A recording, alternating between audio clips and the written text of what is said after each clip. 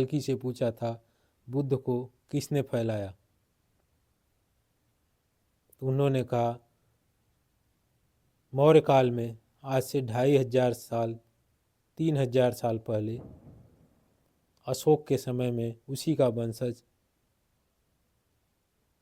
बृहद्रथ बौद्ध धर्म से दीक्षित एक शासक था और उसके सेनापति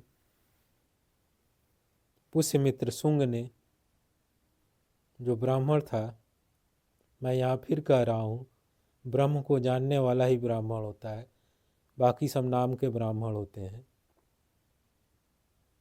उसने बृहद्रथ की हत्या करके स्वयं गद्दी संभाल ली और वो बौद्धों से नाखुश था और उसी की करनी से बौद्धों ने हिंदुस्तान छोड़ दिया अपनी जान बचाने के लिए, अपने पुस्तकों को बचाने के लिए, और वो चाइना, जापान, इंडोनेशिया, मलेशिया आदि पूर्वोत्तर के देशों की ओर बढ़ चले। और इस तरह से अफ़गानिस्तान से लेकर, काबुल से लेकर जापान, कोरिया तक, चाइना तक, इतने बड़े भूभाग पर, यहाँ तक कि भारत के नीचे लटके श्रीलंका तक और अन्य देशों तक बौद्ध धर्म फैल गया। बुद्ध कभी भी वह काम नहीं कर सकते जो काम बृहद्रथ ने किया, सारे संसार में बौद्ध धर्म को फैला दिया। कल्कि महाराज बता रहे थे, एक गांव की बात है, एक गांव में गुरु नानक रुके थे और उन्होंने बताया उस गांव के लोग थोड़े से दुष्ट स्वभाव के थे। गुरु नानक जहाँ जिस कुएं पर रुके थे, गांव के लगभग सटा हुआ था, उन्होंने गुरु नानक को वहाँ रुकने नहीं दिया और उस जगह को खाली करके वहाँ से दूर जाने को कहा। साथ ही साथ उस कुएं पर कुछ पियक्कड़ी भी आते थे, पीते थे और उल्टी सीधी गालियाँ बकते थे, आने जाने वाली औरतों पर फब्दियाँ कसते थे। उन्होंने गुरु नानक का कमंडल ही चुरा लिया और गुरु नानक बहुत परेशान हुए। तो उन्होंने निर्णय लिया कि चलो मर्दाना, उनका शिष्य था, उसके साथ और अनुयायियों के साथ गांव से थोड़ी दूर पर, गांव से बाहर जा कर के रात्रि विश्राम किए। चलते वक्त उन्होंने गांव वालों को यह आशीर्वाद दिया कि जाओ, मेरा आशीर्वाद है, क्योंकि संत पुरुष थे, श्राप तो दे नहीं सकते थे, कि तुम लोग इसी गांव में सिमटे रहो, इस गांव से बाहर न जाओ। और रात्रि विश्राम किए गुरु नानक देव। गुरु नानक सनातन परंपरा के एक पहुँचे हुए फ़कीर थे।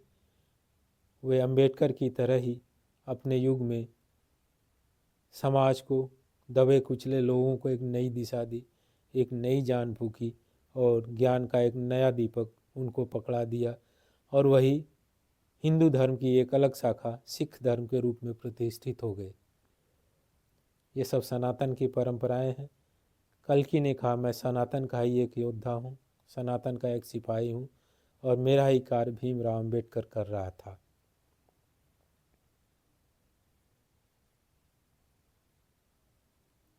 कल्कि ने कहा, गुरु नानक दूसरे गांव में रुके और उस गांव में लोगों ने संत पुरुष जानकर उनका काफ़ी सत्कार किया, काफ़ी प्रेम दिया, अवभगत किया। साथ ही साथ जब वो गांव वाले सुबह गुरु नानक चलने को तैयार हुए तो उनको 100 कदम छोड़ने के लिए भी आए। वे सब उदास थे कि ऐसे संत पुरुष, ऐसे महापुरुष हमारे बीच आए और ज़्यादा दिन नहीं रहे, जा रहे हैं। जाते समय गुरु नानक ने आशीर्वाद दिया कि तुम सभी गांव वाले सारे संसार में फैल जाओ, उजड़ जाओ यहाँ से और सारे संसार में फैल जाओ। उजड़ने की बात सुनकर उनका शिष्य मर्दाना, शायद मर्दाना ही नाम था, मरिजाना, मर्दाना, गांव के बाहर पूछता है। कल्कि ने कहा कि उसके शिष्य ने पूछा। मैं तो कल्कि ने शिष्य का नाम नहीं बताया, मैं अपनी तरफ से बता रहा हूँ। कल्कि देव ने कहा उसके शिष्य ने पूछा कि आपने आशीर्वाद क्यों दिया इन अच्छे विचारों को, जिन्होंने आपका आवभगत किया, स्वागत किया, सत्कार किया, आपसे प्रेमपूर्ण व्यवहार किया, उनको आप उजड़ जाने का और संसार में बिखर जाने का आशीर्वाद दे के जा रहे। गुरु नानक देव ने कहा ये अच्छे लोग बिखर कर सारे संसार में अच्छाइयाँ बांटेंगे और सारे संसार में अच्छाइयों का फैलाव होगा, और उस गांव के बुरे लोग एक ही जगह सिमटे रहें तो बुराई एक ही जगह रह गई। गुरु नानक के शिष्य को ये बात समझ में आ गई। तो कल्कि भगवान ने कहा, गुरु नानक भी उसी परंपरा के शिष्य थे, सनातन परंपरा के योद्धा थे। बृहद्रथ ने जो पुष्यमित्र शुंग का राज्य ग्रहण कर लिया था, उसकी हत्या करके, ब्राह्मण बृहद्रथ ने, जो नाम का ही ब्राह्मण रहा होगा, क्योंकि ब्रह्म को जानता है जो, वही ब्राह्मण है, सारे बौद्ध भिक्षुओं को खदेड़ करके, प्रताड़ित करके, और जो नहीं माना उसको दंड देकर, जैसा कि इतिहास कहता है, हिंदुस्तान से बाहर कर दिया। और वो जापान, चीन, Malaysia, Indonesia, Thailand, Iran, Afghanistan सब जगह फैल गए और सारे संसार में बौद्ध धर्म को फैला दिया। कभी कभी गलत नियत से किया गया कार्य भी भगवान चाहता है तो उसको अच्छा परिणाम दे देता है, और वही हुआ। जो बौद्ध धर्म हिंदुस्तान तक ही सिमटा रहता, वो सारे संसार में फैल गया। ये कितना अजीब बात है।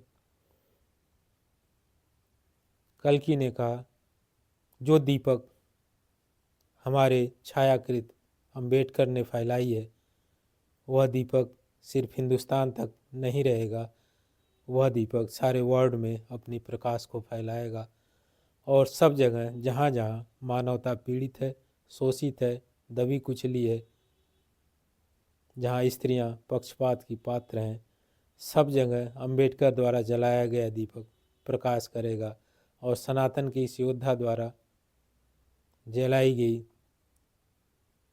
रोशनी सनातन को ऊंचाई तक ले जाएगी। और सच बात तो कहूँ तो हिंदू धर्म को डूबने से बचाएगी, क्योंकि जो हिंदू धर्म, कल्कि महाराज ने कहा, मैं देख रहा हूँ, हजारों वर्षों से देख रहा हूँ, अपने ही कर्मों की सज़ा भुगत रहा है हिंदू, हजारों वर्षों तक गुलाम रहा, जो आया वही लतियाया, जो आया वही गुलाम बनाया। अंग्रेज़ों ने तो लिख दिया हिंदुओं और कुत्तों का, हिंदुस्तानी और कुत्तों का अंदर आना मना है, उन्होंने तो असली औकात बता दी। ऐसी स्थिति में अगर अंबेडकर की इस जलाई गई दीपक को हिंदू नहीं पहचान पाया, तो हिंदू का मिट जाना ही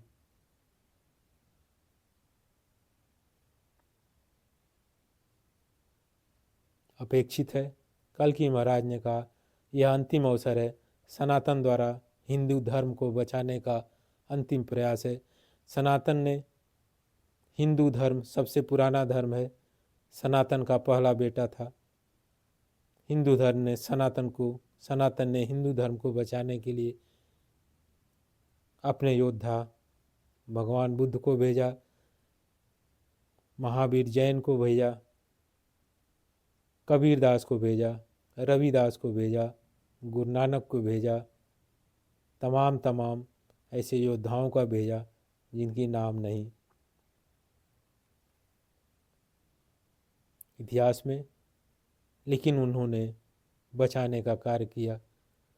और यह अंतिम योद्धा, जैसा कि पुराणों में कहा गया, कल्कि अवतार अंतिम अवतार। कल्कि ने कहा, अगर मैं अपने सैकड़ों हाथों और इस विराट स्वरूप के साथ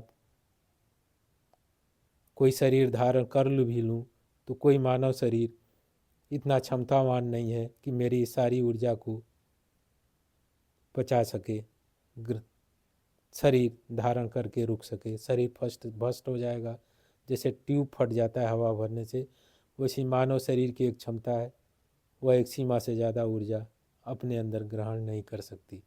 एक घड़े की एक क्षमता है, घड़ा अपने बराबर ही जल ले सकता है। अगर घड़ा में कंप्रेस्ड करके जल को भरा जाए तो घड़ा टूट जाएगा। इसी तरह से मानव शरीर की भी एक क्षमता है। कल की भगवान ने कहा, मैं अपनी छायाकृत के द्वारा, अंबेडकर के द्वारा अवतरित हो गया और उस कार्य को किया जैसा कि लिखा है। कलम मेरी तलवार थी, वाणी मेरी तलवार थी। कलम मेरी चमकती हुई तलवार थी, वाणी मेरी चमकती हुई तलवार थी, और विचार मेरे अंगारे फैलाने वाले थे, जिसके कारण हिंदू की सोई ही बहुत बड़ी जनता, करोड़ों करोड़ों की जनता उठकर जागृत होकर, जो ज़मीन पर सोई हुई थी, धूल धक्कड़ में सोई हुई थी, नंगे पाँव अचिथड़े कपड़े पहनकर सोई हुई थी, दुर्गंध युक्त जगह पर सोई हुई थी, जिसको यही नहीं पता था कि हम भी इंसान हैं। उसको तो सदियों से पढ़ाया गया था कि तुम इंसान हो लेकिन जानवर के पास हो। कुछ मामलों में तो कुत्ता बिल्ली भी तुमसे श्रेष्ठ हैं। ऐसी सोई हुई जनता जिसको स्व का भान ही नहीं था, मेरे प्रतिछाया अम्बेडकर ने स्वाभिमान का भाव जगाया। जिस जनता के अंदर स्व का भाव नहीं था, उसमें स्वाभिमान का भाव जगाया मेरी छाया भीमराव अम्बेडकर ने। उसकी ये जलाई हुई लौ आज घर घर हाथ हाथ पहुँचे हुए सिनेमा गृहों के माध्यम से संसार में नहीं, हिंदुस्तान में क्रांति ला देगी। लेकिन कल्कि ने कहा, इसके खतरे बड़े हैं। अगर दो धारी तलवार है तो तलवार कभी कभी स्व पर भी वार करती है और कभी कभी पर भी वार करती है। तलवार में एक धार हो तो एक तरफ ही वार करती है, लेकिन तलवार में दो धार हो तो कभी कभी गलती से उसका भी नुकसान कर देती है जहाँ पर वो होती है। हिंदू धर्म में पैदा हुए अंबेडकर हिंदू धर्म की पुनरुत्थान के लिए उसकी सोई हुई जनता को, हिंदू धर्म की आधी से ज़्यादा सोई हुई जनता को जगा गए। अगर ये जनता पहले भी जाग गई होती, यह जनता पहले जागती, यह जनता उतनी ही ऊर्जावान होती जितना होने की तरफ अग्रसर है। हिंदू जाग गया, यह जनता उतनी ही जागी होती, तो यह हिंदू हजारों हजार वर्षों तक गुलाम नहीं होता। हिंदुओं का देश आज दूसरों का देश बनते बनते बन चुका। कई बार गुलाम की पीरियड में बना और कई बार दूसरे कौमों द्वारा शासित किया गया। मुसलमानों ने यहाँ शासन किया, ईसाइयों ने शासन किया, और अपने ही सनातन बौद्ध जो हिंदू धर्म को नई दिशा पर ले जा रहे थे, उखाड़ कर देश के बाहर फेंक दिया गया। कल्कि ने कहा, मेरे प्रतिछाया भीमराव अम्बेडकर ने उसी बौद्ध को वापस ला दिया, जिस बौद्ध को आज से 3000 साल पहले हिंदुस्तान से बाहर उखाड़ कर फेंक दिया गया था।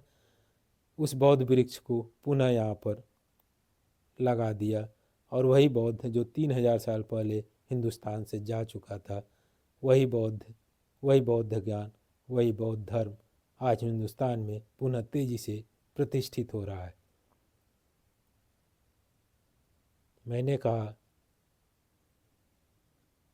प्रभु, अगर बौद्ध सनातन की ही शाखा है तो इससे तो हिंदुओं की आबादी घट जाएगी, लेकिन सनातन तो सनातन ही रहेगा।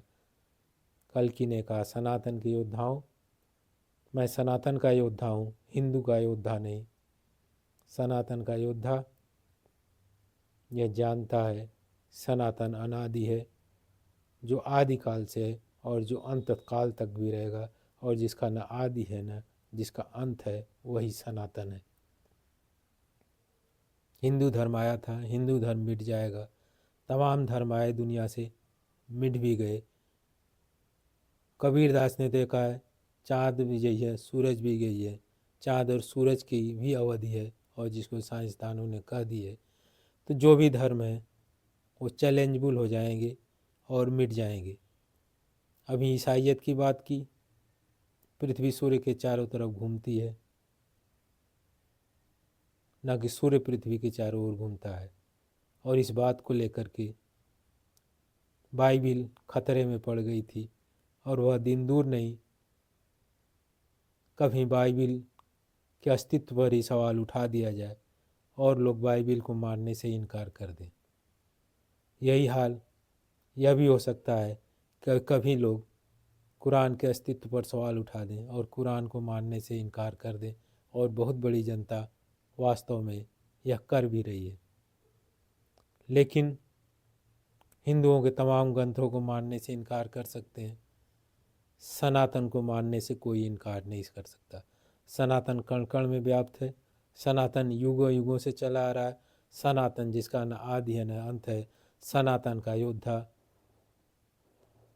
सनातन से बाहर जा ही नहीं सकता। सनातन करुणा है, सनातन दया है, सनातन से बाहर कुछ भी नहीं है। सनातन सबको समेटे हुए है, सनातन जल की शीतलता में है, सनातन वृक्षों की हरियाली में है, सनातन सूर्य की तेज में है, सूर्य के प्रकाश में है, सनातन सभी दिव्य जगहों पर है जहाँ दिव्यता प्रदर्शित हो रही है। और सनातन ही सनातन, सनातन ही सब कुछ है, सनातन के सिवा कुछ नहीं है। इसलिए सनातन से बाहर जाने का कोई उपाय नहीं है, सनातन से बाहर कुछ भी नहीं है। शिव सनातन है, और ये कल्कि हो चाहे विष्णु हो चाहे कुछ भी हो, चाहे बुद्ध हो, सभी शिव में समाहित है, और शिव की ऊर्जा ही सब में प्रवाहित है। कल्कि भगवान ने कहा, हमारे मेंटर परशुराम जी आजकल करौली शंकर महादेव कानपुर में डेरा जमाए हुए हैं, वहीं पर विराजमान है और वहीं पर रह कर के अपने कार्य को गति दे रहे हैं। और हमारे प्रतिछाया भीमराव अम्बेडकर ने जो दीपक जलाया वह सारे हिंदुस्तान में और सारे हिंदू धर्म को उद्वेलित किए हुए है, सारी जनता जनार्दन को उद्वेलित किए हुए है।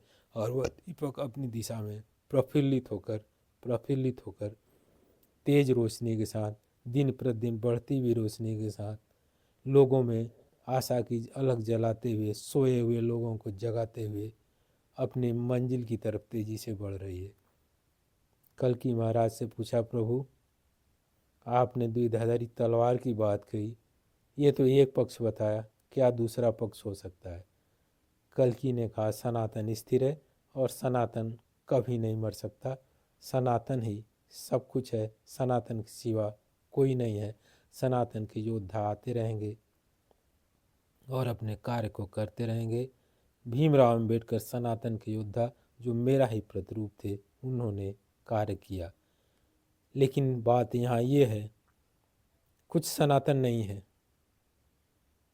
कुछ सनातन के विपरीत सिद्धांतों का पालन करते हैं, और यह सोए हुए लोग अभी नई नई तरुणाई देखे हैं, गहराई नहीं देखे हैं। उन्होंने अपने शोषण की कहानियाँ तो पढ़ी हैं, और उनके दिमाग पर उन शोषण की कहानियों को बिठाया गया है। लोगों ने अपनी राजनीतिक रोटी सेकने के लिए, लोगों ने अपने पीछे हुजूम पैदा करने के लिए और वोट की राजनीति के लिए उन लोगों की कहानियों को दबा गए जो इनके पक्ष में भी उठे थे, इनके लिए काम किए थे, चाहे वो ब्राह्मण रहा हो चाहे क्षत्रिय रहा हो।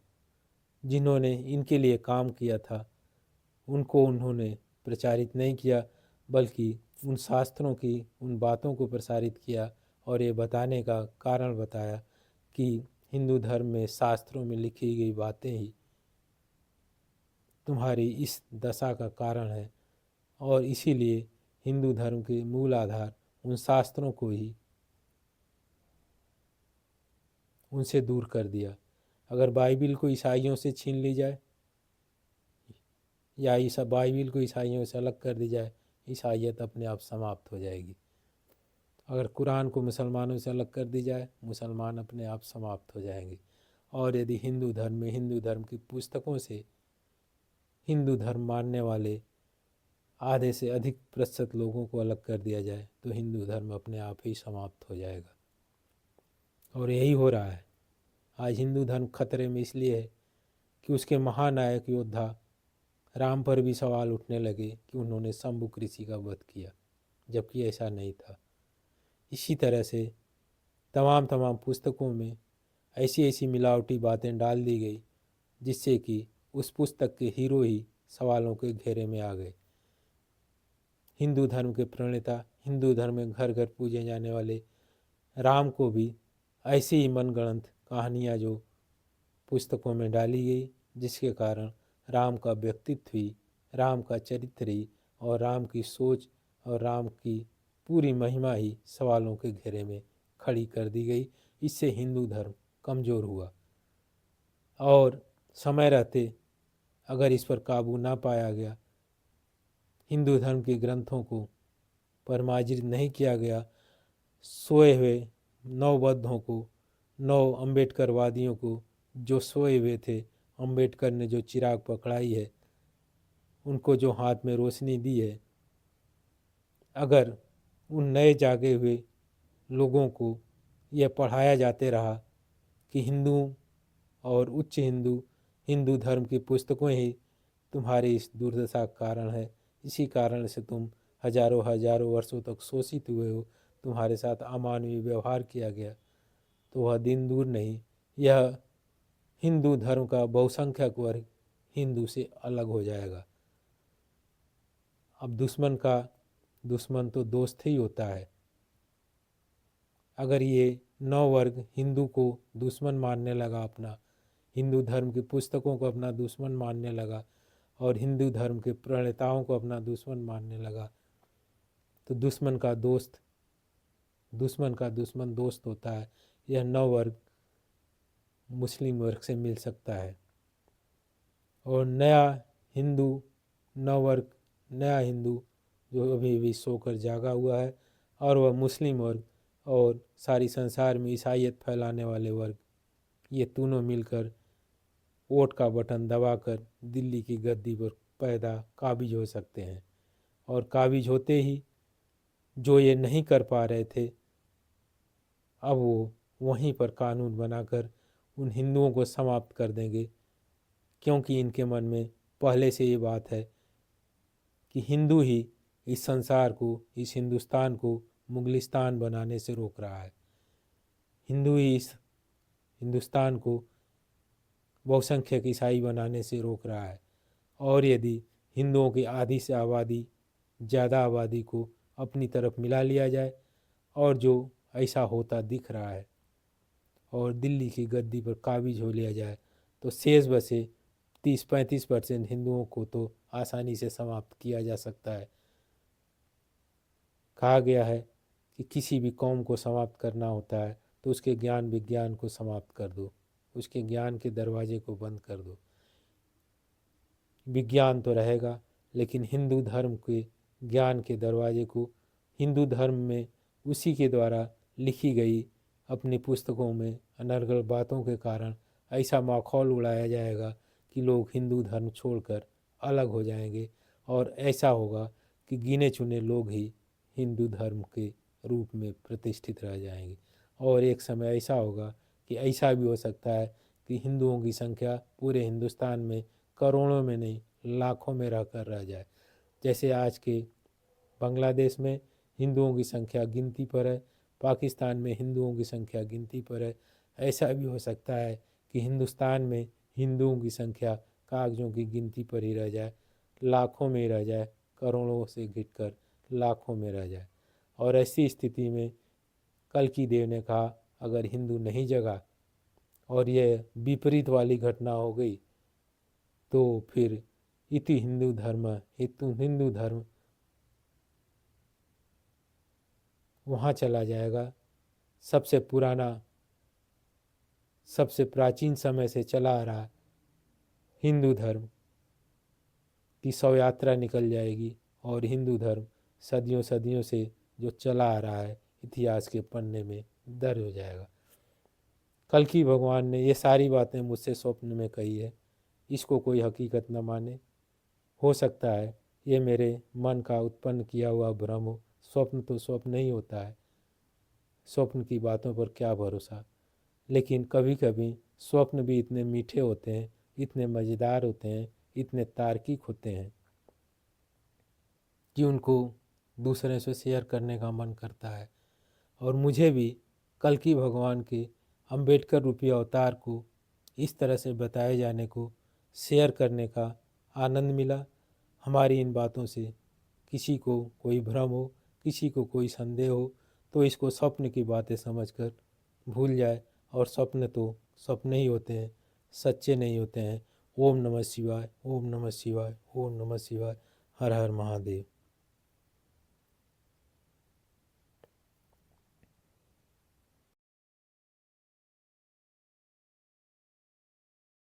Be a me.